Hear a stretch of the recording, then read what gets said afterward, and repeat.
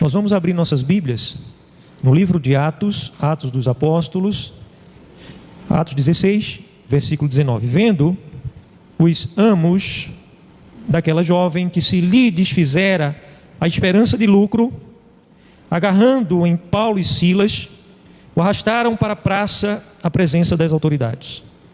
E levando-os aos pretores, disseram: estes homens, sendo ialdins, perturbam a nossa cidade, propagando costumes que nós não podemos receber, nem mesmo podemos praticar, porque somos romanos.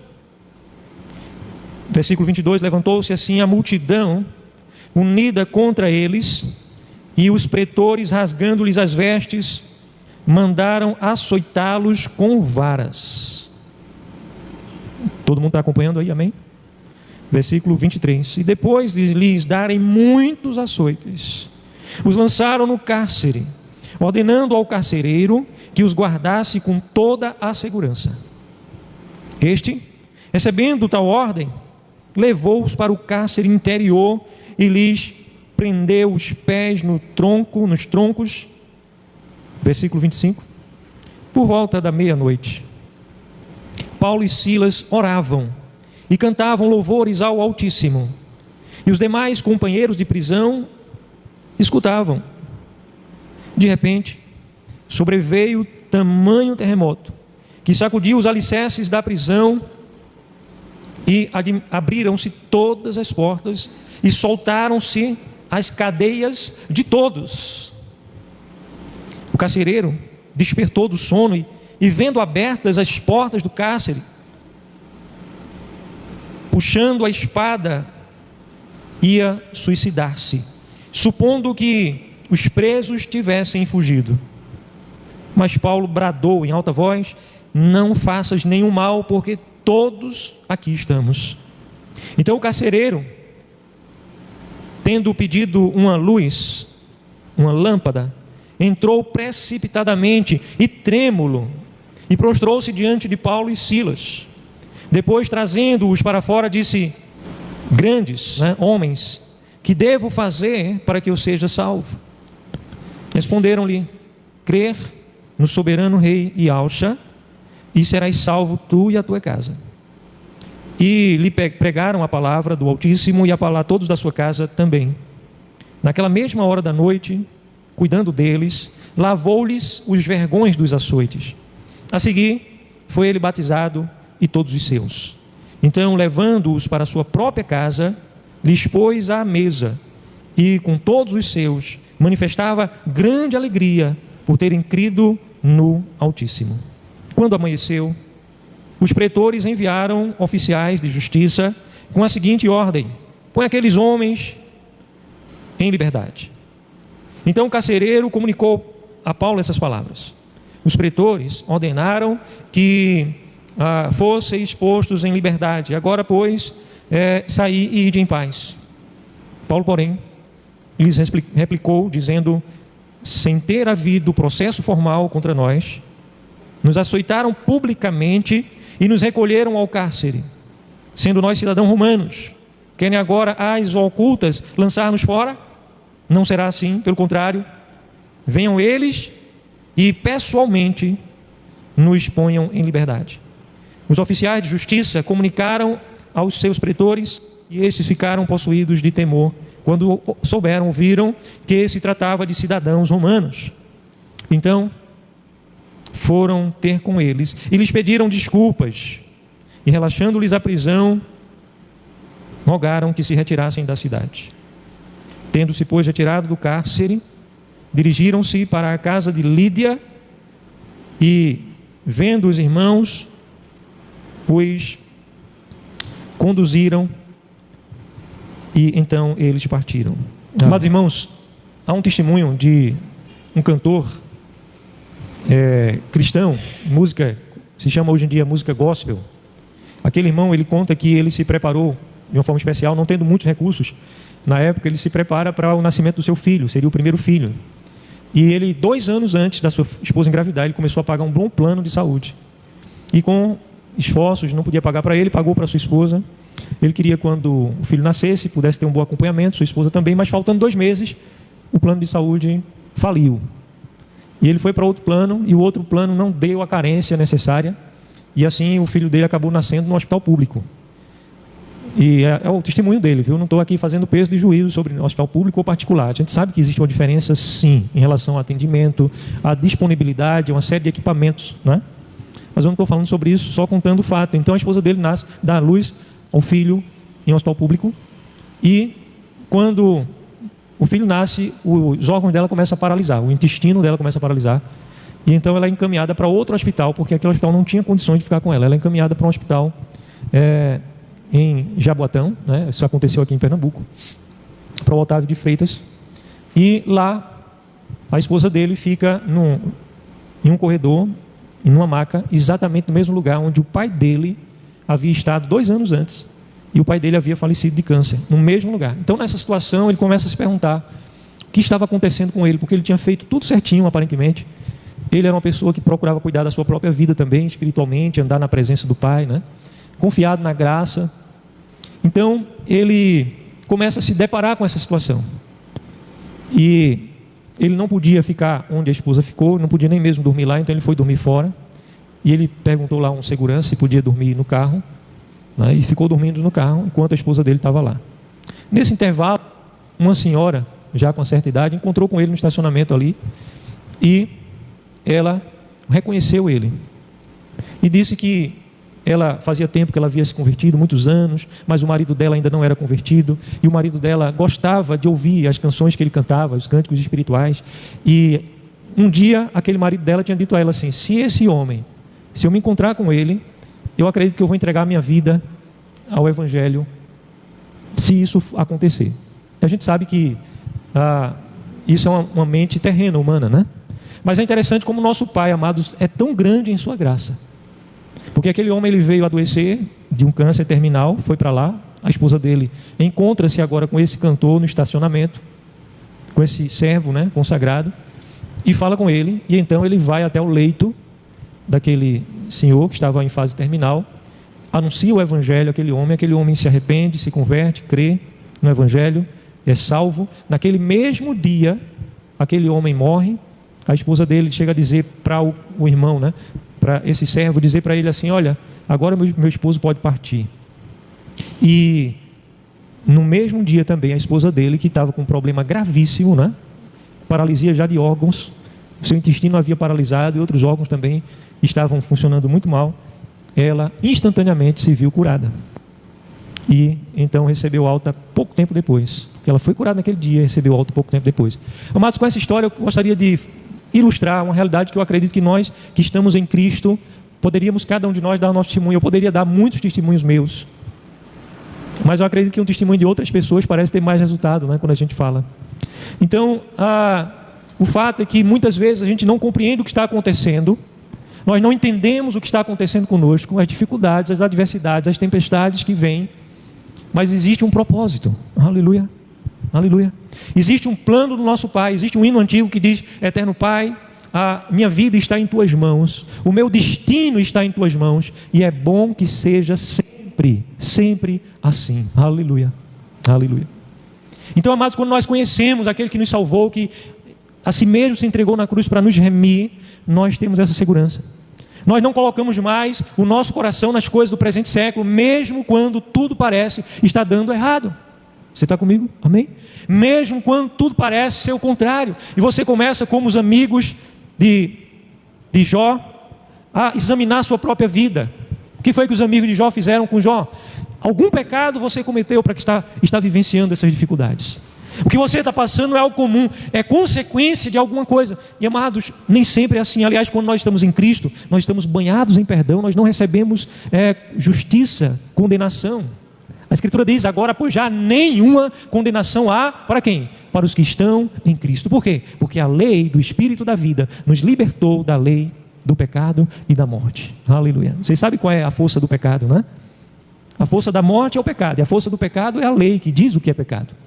Então o homem que está vivendo segundo os seus próprios méritos, na sua religiosidade, ele está debaixo da lei, do pecado, ele está debaixo de condenação. Mas quando você crê de verdade em Cristo, Você já não é mais salvo por sua performance, por sua santidade, você é salvo por graça. Aleluia. O que significa isso? Que agora, uma vez salvo em graça, eu vou viver no pecado porque já não há condenação nenhuma mais para mim? Não, pelo contrário. Porque aqueles que realmente creem em Cristo recebem o espírito de santificação. Aleluia. Você começa a partir de agora, pelo Espírito Santo, a aborrecer o pecado. Amém? Mas nós estamos sujeitos a tempestades, amados. A passar por situações como aquele irmão nosso, do testemunho que eu acabei de contar, atravessou. De ver 2 anos antes o seu pai falecer de câncer, de ter se preparado para o nascimento do seu primeiro filho, pelo amor que ele tinha à sua esposa, o melhor plano de saúde na época, ele adquiriu, e depois ver tudo aparentemente dar errado, até a sua esposa chegar a um estado gravíssimo, ficar num corredor porque não tinha leito, ficar num corredor em estado de UTI, mas sem os atendimentos necessários.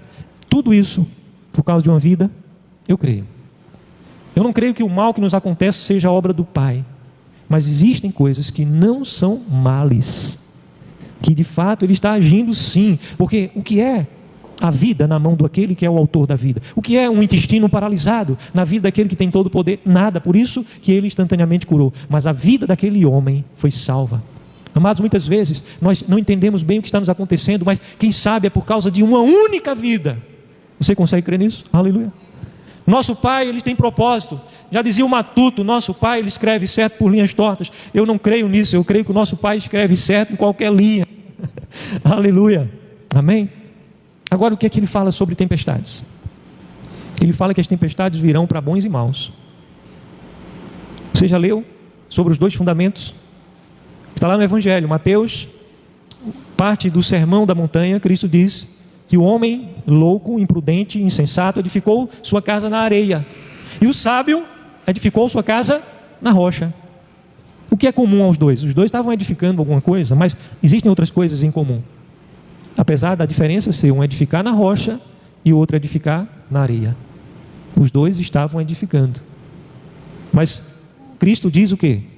Que sopraram os ventos, arrocharam os rios, que a gente chama de quê? Rio de chuva forte, é enxurrada, né? Arrocharam os rios, os ventos deram com ímpeto contra aquela casa que foi edificada na areia, e ela ruiu, e ele diz, e foi grande a sua ruína. Mas o que foi edificado sobre a rocha, também sopraram os ventos, arrocharam os rios, deram com ímpeto contra aquela casa que foi edificada na rocha, mas ela não caiu, ela permaneceu firme. Sabe, todo ser humano na face da terra, ele está edificando, ele está construindo, e essa casa é a sua própria vida, tem o seu nome. Você consegue entender isso, amém? Então, se você está edificando teus dias, mesmo uma vez que você já está em Cristo, salvo, mas você pode estar fazendo coisas como o incrédulo faz. Você pode estar agindo de forma egoísta, motivado por coisas transitórias, ou você pode estar construindo algo para a eternidade. O apóstolo Paulo, ele diz assim, olha, cada um veja como está edificando.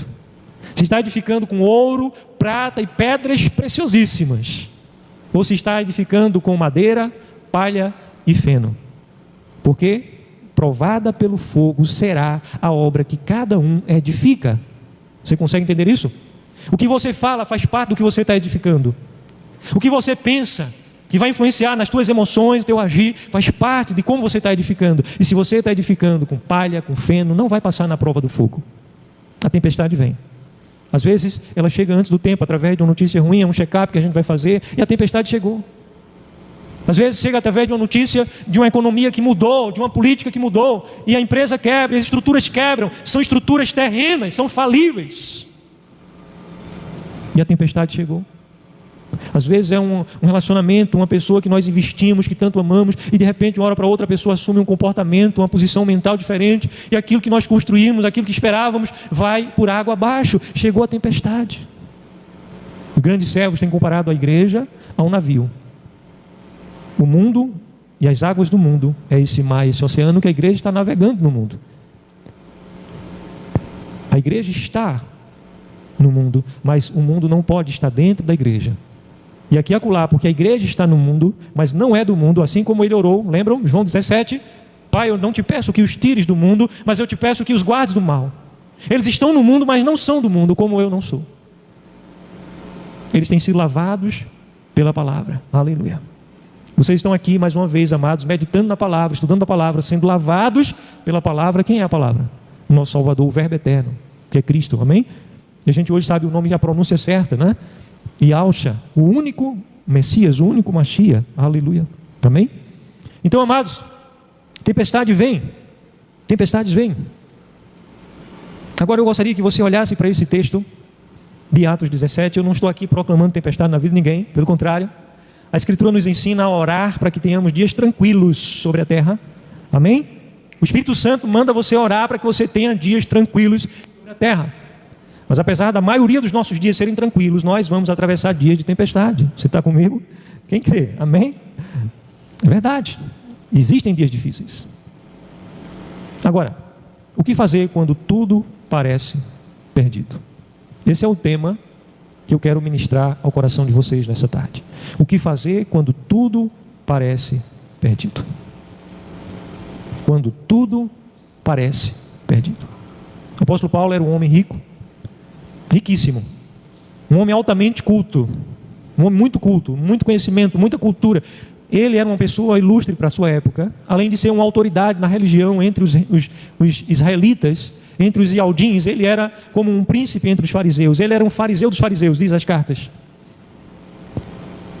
E ele começou a perseguir a igreja de Cristo, até um dia que literalmente ele cai do cavalo. Vocês sabem a conversão de Paulo. E de alguém que era perseguidor, agora passa a ser alguém perseguido. E o apóstolo Paulo agora começa a viver exclusivamente, ele passa a viver intencionalmente, apaixonadamente para o Evangelho. Oh, aleluia, aleluia.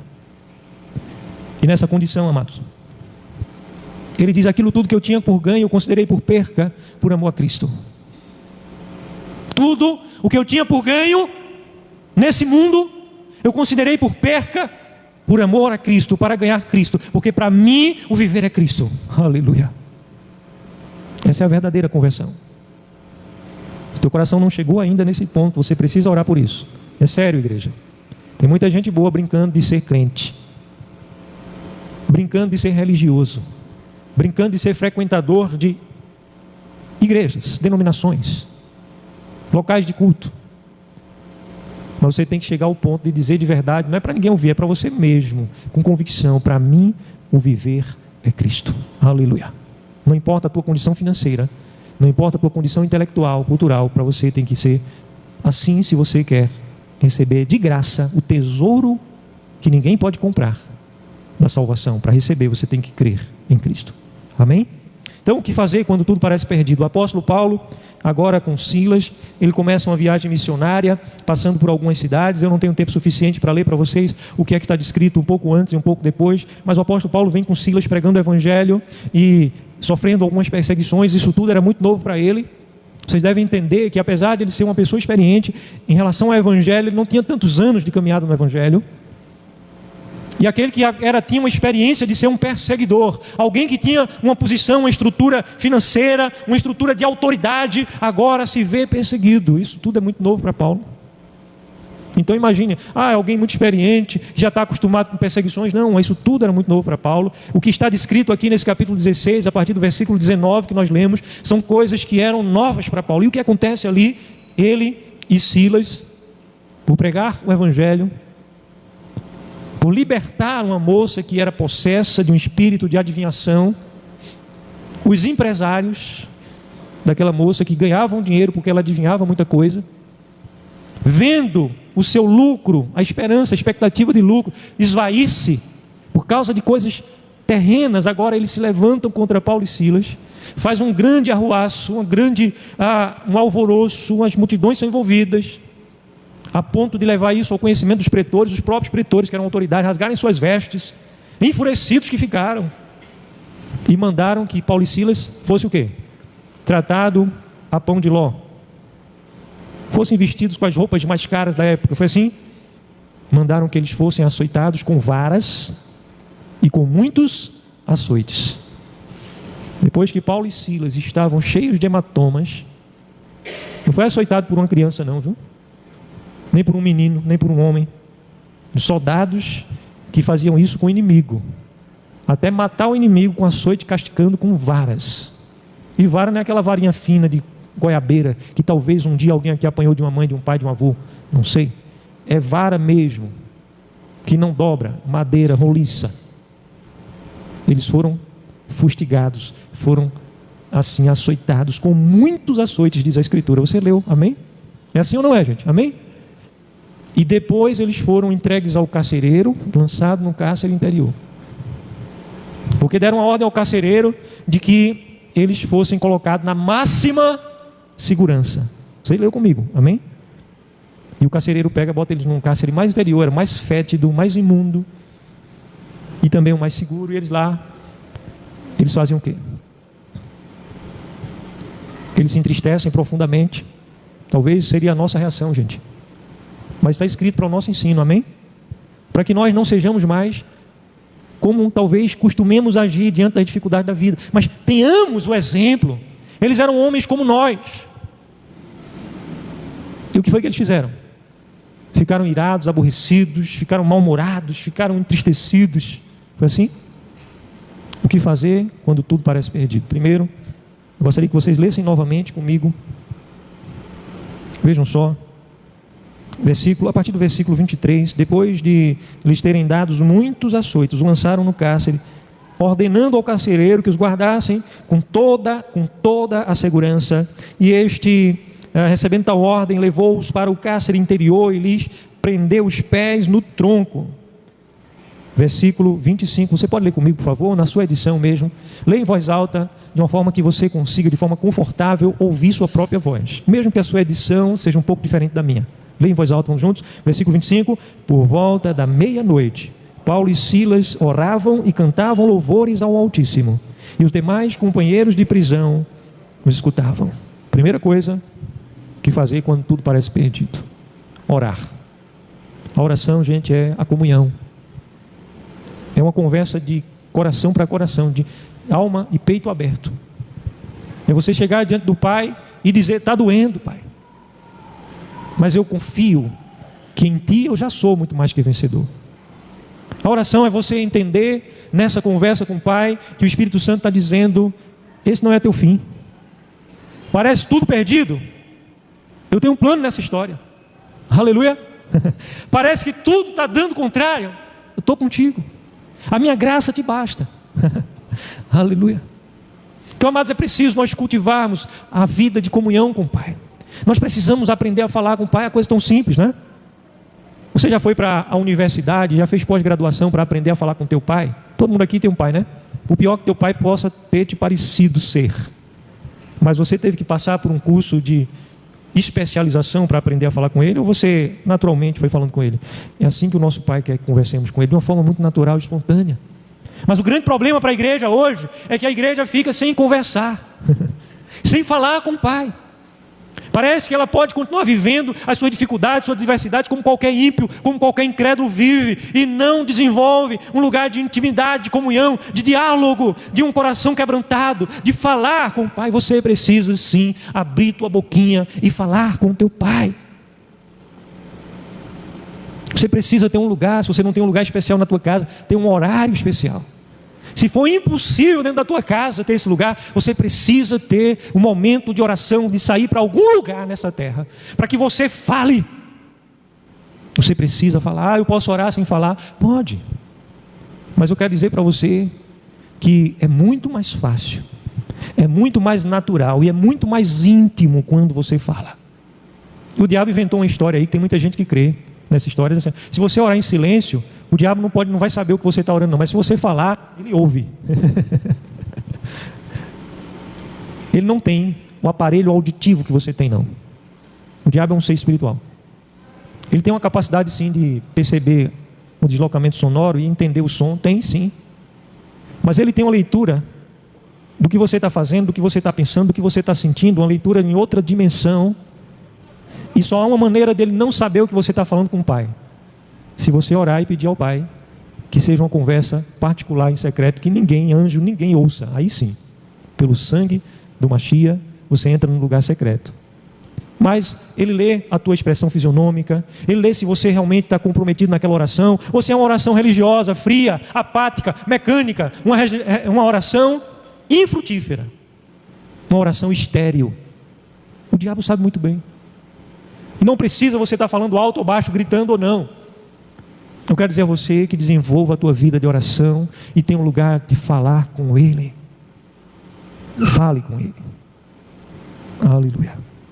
Os apóstolos estavam ali orando, e a palavra diz que os outros companheiros de prisão ouviam eles orarem. O Espírito Santo pode nos mostrar muito dessa oração que eles estavam orando. Uma das coisas que eles estavam dizendo ali era que a vida deles não estava limitada àqueles açoites que eles sofreram, que o tesouro deles não estava limitado às roupas rasgadas que eles estavam, os maltrapilhos melados de sangue, de terra e de varas e açoites, que a vida deles tinha um propósito maior. E fruto dessa oração, eles puderam fazer a segunda coisa que eu e você devemos fazer quando tudo nos parece perdido. Qual a segunda coisa? Diz o texto que eles oravam e cantavam. E assim, versículo 25. Cantavam o que, gente? O que é que eles cantavam? Qual é o tipo de cântico que eles davam? Cantavam louvores. O que é louvor? O louvor é um elogio profundo. Eles estavam cantando, não diz a Escritura, de forma harmoniosa musicalmente. A Escritura não se preocupa pelo Espírito Santo de registrar, um livro aqui sagrado não está preocupado em registrar que havia ali uma orquestra, uma boa equipe afinada, bem ensaiada, bem dedicada, zelosa, consagrada, acompanhando eles. Não está descrito isso. Não está descrito, amados, nem sequer que eles cantavam bem, mas está escrito apenas que eles cantavam e cantavam louvores. E cantar louvor é você saber fazer elogios profundos. Agora, quando tudo parece perdido, você começar a extrair elogios. Quando tudo parece perdido, você conseguir extrair elogios profundos, sinceros. Eles estavam cantando louvores a esse Pai de amor. Aleluia. E os louvores se misturavam com as suas orações se transformavam em louvores. Sabe, grande parte da fraqueza da igreja hoje é porque a igreja deixou de ser uma igreja adoradora. A igreja começou a viver e se tornou dependente de muletas. Amados, eu olho para a igreja hoje, eu fico receoso, tenho orado pela igreja. Quantas pessoas imaginam e conceituam a igreja teologicamente? Muito bem. Aliás, eu tenho ensinado aqui tanto sobre o que é a igreja, né? Todo mundo aqui sabe, igreja não é prédio, igreja não é denominação, igreja é o corpo de Cristo. Mas sabe, gente, eu tenho pregado e insistido com isso porque isso é uma coisa cultural que está entranhada em cada um de nós. Está entranhada de uma forma que, mesmo conscientes do que a Escritura conceitua ser igreja, ainda assim, quando falta-nos não o que a Escritura conceitua, mas quando falta-nos o que o mundo conceituou ser igreja, nós abrimos mão daquela que é a aparente igreja. Por exemplo, será que a igreja e o ministério, a família Reino Sião, continuaria existindo como ministério se faltasse o prédio? Será que ela continuaria se articulando, se organizando, adorando, reunindo-se? Ou ela dependeria de um prédio para existir? Conceito de prédio sendo chamado de igreja. Nunca, em lugar nenhum da Escritura, nenhum dos apóstolos, o Espírito Santo não quer.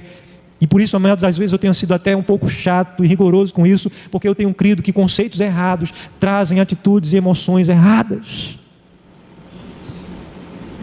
Igreja não é microfone, igreja não é cadeira, igreja não é música. Embora todas essas coisas tenham o seu lugar, o seu valor. Um bom prédio para a gente se reunir é bom, não é mal. Nós temos aqui um pregador que pregue a Escritura. Não existem hoje os púlpitos à la carte, a igreja à la carte, a gosto do cliente. Isso é oficial, né? Tanto o cliente vai e se serve, eu quero isso, isso e isso, como também ele vai e bota no seu próprio prato. E ali os púlpitos, os pastores, os líderes, mercenários se vendem, não pregam toda a verdade para não entristecer, para não ser incompreendido,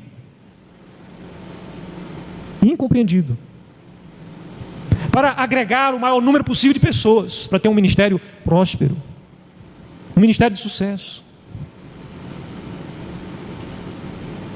Existe o púlpito da teologia, existem grandes teólogos, né? E existem a clientela da teologia. Existem a clientela do emocionalismo, do grito, do púlpito coach, do púlpito hora precisa, hora marcada, começa às 19 horas, 19h50 acabou, a mensagem de 20 minutos, bonitinha, emocionante, gostosa de ouvir, falou da Escritura, foi dito o que tinha de ser dito, aleluia! Para que mais? E as pessoas vão atrás daquilo que lhes agradam. E o conceito de igreja esse é hoje. E quando faltam essas coisas, esses elementos que a cultura, que o presente século impõe de ser igreja, quando a liturgia parece algo estranho do que a gente está acostumado a ver, quando a reunião nos desafia a falarmos também, a pregarmos uns aos outros, a conversarmos, a ministrarmos, a orarmos uns pelos outros, parece algo estranho na maioria das vezes. E a gente fica como lead, uma linguagem moderna, né? O lead, para o marketing dos nossos dias, é aquela pessoa que se adequa a um tipo de produto ou serviço que está sendo editado e exposto para ser consumido. Então, para cada produto ou serviço, existe uma maneira de adição e de exposição que vai atrair um grupo específico, uma clientela específica, que hoje é chamada de lead. E essa mesma expressão do marketing é usada hoje em muitas denominações de mundo afora. Estão à procura de leads. Amados, nós não estamos aqui como corpo de Cristo à procura de leads. Não estamos aqui à procura de seguidores de uma denominação, de um conjunto de coisas aparentemente conceituadas como igreja. Eu estou à procura de pessoas verdadeiramente convertidas, para que quando tudo esteja ausente, hajam vidas conscientes de a quem estão servindo. Quando tudo parecer perdido, ainda assim está firme em Cristo, disposto a viver e disposto a morrer por Cristo. Isso é ser igreja. O resto é anestesia de consciência. O resto é a religiosidade do presente século. O resto é enfermidade e inflamação, o veneno do cão. E tem muita gente dentro da igreja que está envenenada pelo cão e não se permite admoestar para conhecer a verdade. Quando tudo parece perdido, é hora de cantar louvores, os mais profundos elogios. Normalmente, onde é que ficamos? Eu não me coloco, amados, como imune a isso, não. Essa semana houve um dia que eu estive profundamente triste. Isso é ser humano, é ser terreno.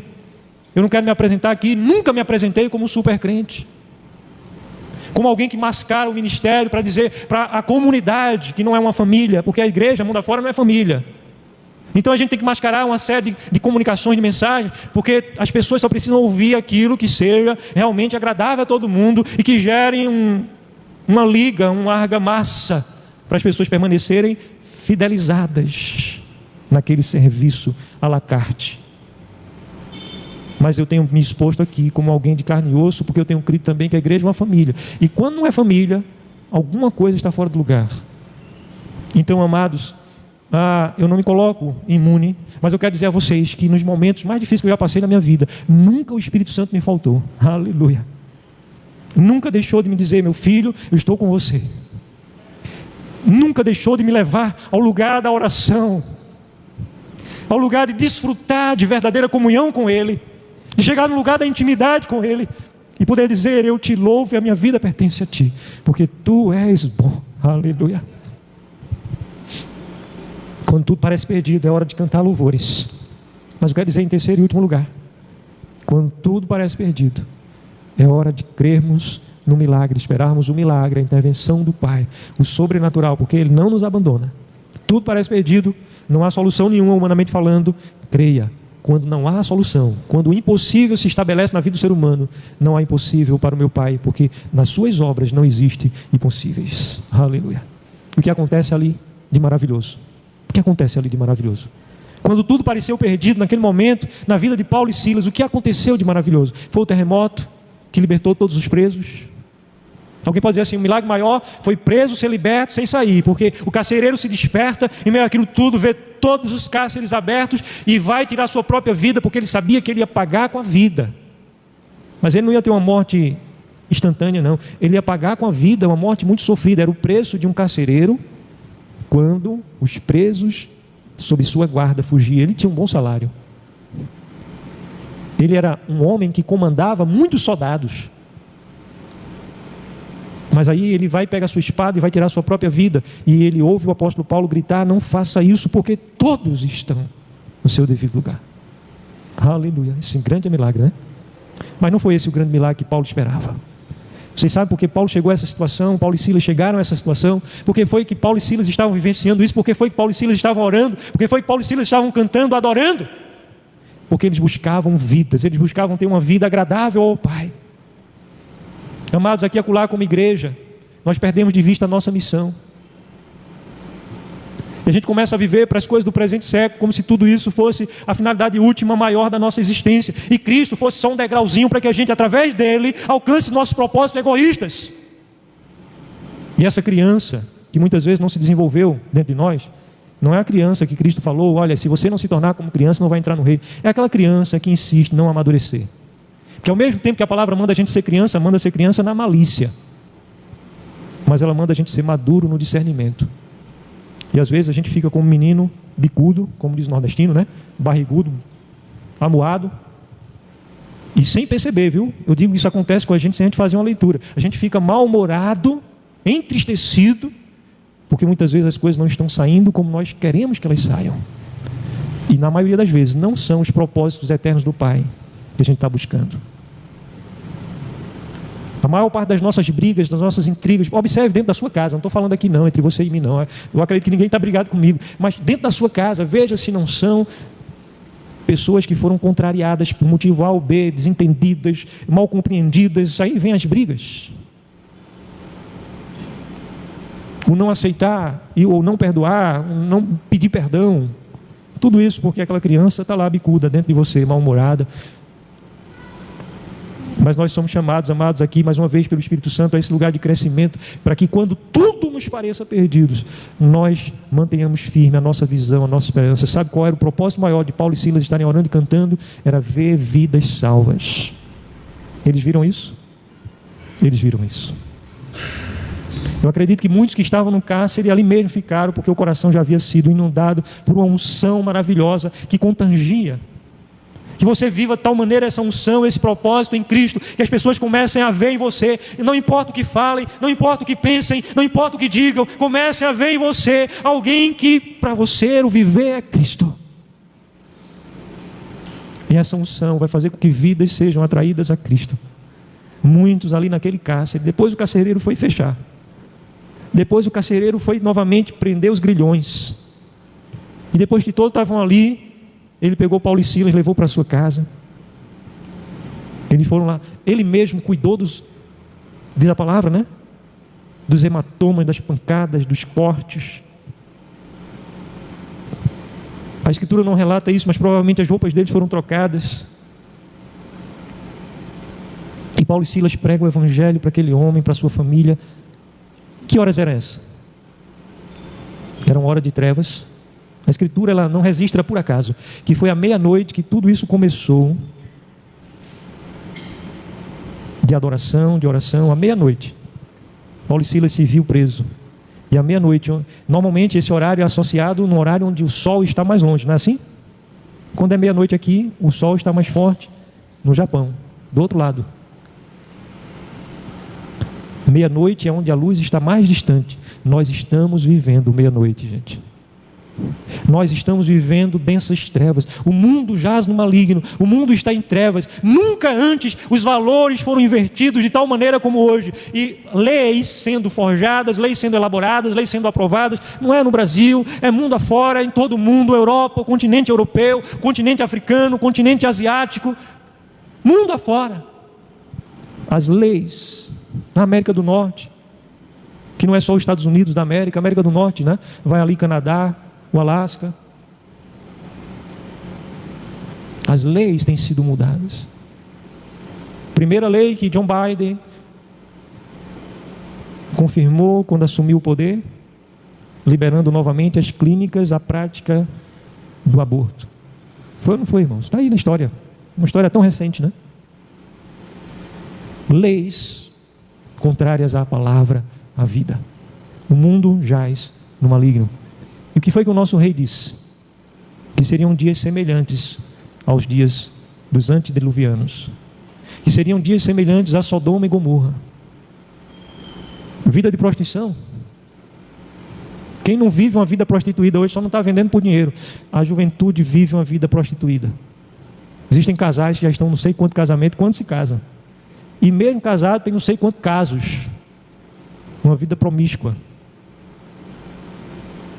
Bestialismo, sexo com animal, sendo algo legitimado por leis e sendo falado abertamente. Não, nós temos que respeitar quem tem esse tipo de atitude. incesto, relação sexual entre pais e filhos, filhos e pais, irmãos e irmãs. Toda sorte de miséria hoje é visto como algo normal que tem de ser respeitado. Ser hétero é ser quadrado. Se alguém que crê nas Escrituras é ser alguém que deve ser afastado. Sabe, pelo simples fato de você crer na palavra hoje, já existe todo um estereótipo montado sobre você. E as pessoas querem te ver de longe. Vai começar a muito crente morrer sem saber nem porquê, só pelo fato de levantar a bandeira do Evangelho. Mas eu quero dizer a você que no momento de trevas, quando tudo parecer perdido, é momento de orarmos, é momento para cantarmos, para vivermos igreja e para continuarmos esperando que o nosso Pai, Ele continua agindo hoje, Ele continua fazendo o sobrenatural e vidas